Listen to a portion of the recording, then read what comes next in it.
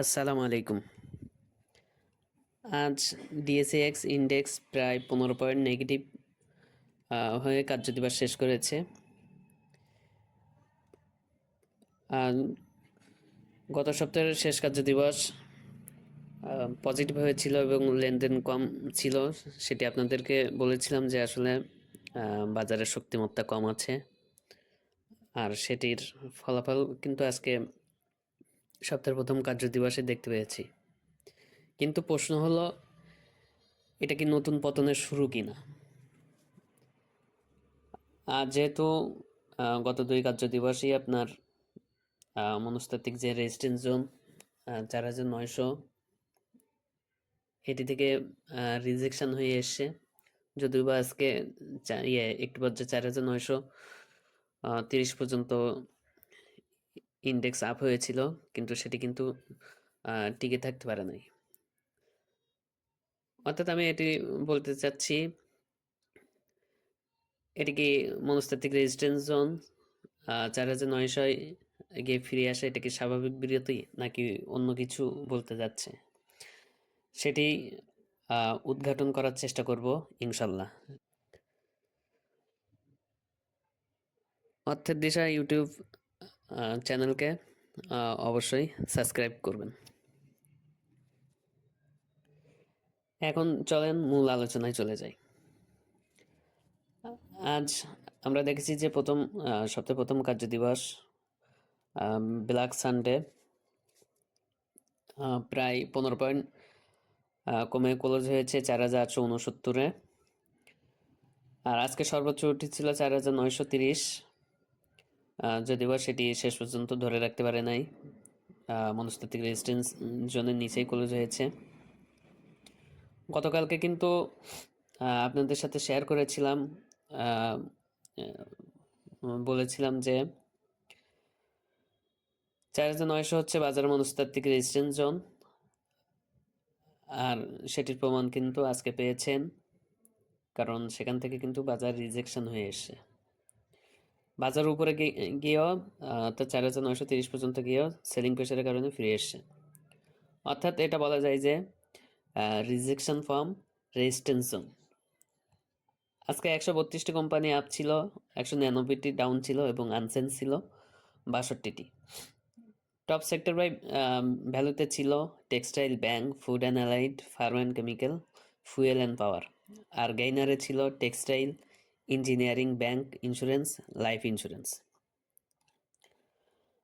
আজ টাকার পরিমাণে লেনদেন হয়েছে 385 কোটি। এটা আগের পজিটিভ দিনের চেয়ে কিছুটা বেশি, অর্থাৎ যেদিন 22 পয়েন্ট পজিটিভ হয়েছিল সেদিনের থেকে কিন্তু বেশি আজকে লেনদেন বেশি হয়েছে। কিন্তু গতকালকে আপনাদের যে বিষয়টা অবগত করেছিলাম সেখানে বলেছিলাম, বাজার যদি পজিটিভ বুলিশ মুভমেন্টে যেতে হয় তাহলে তার আজকের কার্যদিবস 420 কোটির উপরে লেনদেন হওয়া লাগবে। সেটা কিন্তু এখনো পূরণ হয়নি বা পূরণ করতে সক্ষম হয়নি বাজার। সূচক বাড়লে বাজার শক্তিশালী হয় না, ভলিউম না থাকলে সেই উত্থান আসলে টেকসই হয় না। অনেকে ভাবতে পারেন বাজার আবার খারাপ হয়ে গেল কিনা। এটা আসলে স্বাভাবিক, কারণ আমরা একদিন পজিটিভ দেখি তো তার বিপরীতে কতদিন যে নেগেটিভ দেখতে হয় সেটার কোনো ধরাবাঁধা নিয়ম নেই। কিন্তু বাস্তবতা হচ্ছে আজকে যেটা হয়েছে এটা আসলে কোনো প্যানিক সিগন্যাল না। বাজার এখন আসলে এমন এক পর্যায়ে আছে যেখানে আসলে বোঝা যায় যে বাজার না বুলিশ না বেয়ারিশ।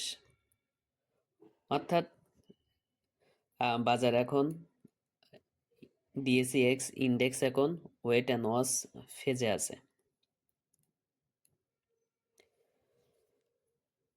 এখন আসলে আমাদের নজরে রাখতে হবে দুইটা লেভেল। যদি রেজিস্ট্যান্সের কথা বলি তাহলে বলবো হচ্ছে যেহেতু আজকেও 4,930 থেকে রিজেকশন হয়ে এসছে এবং 4,930 প্লাস 4,900 এর ভিতর থেকে রিজেকশন হয়ে এসছে, অর্থাৎ বাজারে এখন যদি শক্তিশালী রিজেকশন জোন দেখি তাহলে হচ্ছে 4,900 থেকে 4,930, অর্থাৎ বাজারে এখন এই দুইটা লেভেলকে আমাদের মাথায় রাখতে হবে যে রিজেকশন লেভেল হিসেবে এই দুইটা একে আমাদের মাথায় রাখতে হবে, বিবেচনা রাখতে হবে 4,900 থেকে 4,930। আর যদি সাপোর্টের কথা বলি, আসলে এই প্ল্যাটফর্ম থেকে পূর্বে বলা হয়েছিল যে সাপোর্ট আসলে কোথায় আছে, সেই হিসেবে সাপোর্ট যদি বলি, আপনার এই প্ল্যাটফর্মকে আসলে যারা ফলো করেন, যারা শুনেন, তারা অবশ্যই অবগত আছেন যে এখান থেকে আসলে বলা হয়েছিল যে অন্যতম মেজর সাপোর্ট জোন হচ্ছে 4,820। অর্থাৎ যদি দেখি এখন সাপোর্ট হিসেবে আমাদেরকে দুইটা পয়েন্ট মনে রাখতে হবে, সেটি হচ্ছে 4,870 থেকে 4,820। ইনশাল্লাহ আশা করি যে মার্কেট আগামীকালকে ঘুরে যাবে, কারণ 4,820 এটি হচ্ছে মার্কেটের সবচেয়ে বড় সাপোর্ট জোন, সবচেয়ে শক্তিশালী সাপোর্ট জোন। এখন আসলে যে পরিস্থিতি আছে, এই অবস্থায় হুজুকে শেয়ার কেনা সবচেয়ে বড় ঝুঁকি। যারা নতুন করে বিনিয়োগ করবেন তাদেরকে বলবো অবশ্যই সাপোর্ট লেভেলে থাকা ভালো ফান্ডামেন্টাল শেয়ারগুলোর দিকে নজর রাখুন এবং সেগুলোকে টার্গেট করুন। একটা বিষয় আমরা সবসময় ভুল করি, সে বিষয়টি আসলে ছোট করে বলবো, সেটি হচ্ছে বাজারে সুযোগ আসে প্রতিদিন, কিন্তু টাকা কিন্তু আমাদের একটাই, অর্থাৎ আমাদের মূলধন কিন্তু একটাই। খুব কম বিনিয়োগকারীর আসলে সক্ষমতা আছে বারংবার আপনার অ্যাডজাস্টমেন্ট করার, অর্থাৎ সেই হিসেবে বলা যায় যে বাজারের সুযোগ সুযোগ আসলে প্রতিদিন তৈরি হয়, কিন্তু আমরা আটকে গেলে কিন্তু আমাদের ফান্ড আর ওই সুযোগ তৈরি করে না, কারণ আমাদের ফান্ড কিন্তু একটাই। এখন আসলে আপনার মতে বাজার কোন দিকে যাচ্ছে, এটা কি এখন কোন দিকে কোন অবস্থানে যেতে পারে, আপনার মতামত অবশ্যই কমেন্ট করে জানাবেন। আর দিশা প্ল্যাটফর্মকে সাবস্ক্রাইব করে পাশে রাখবেন।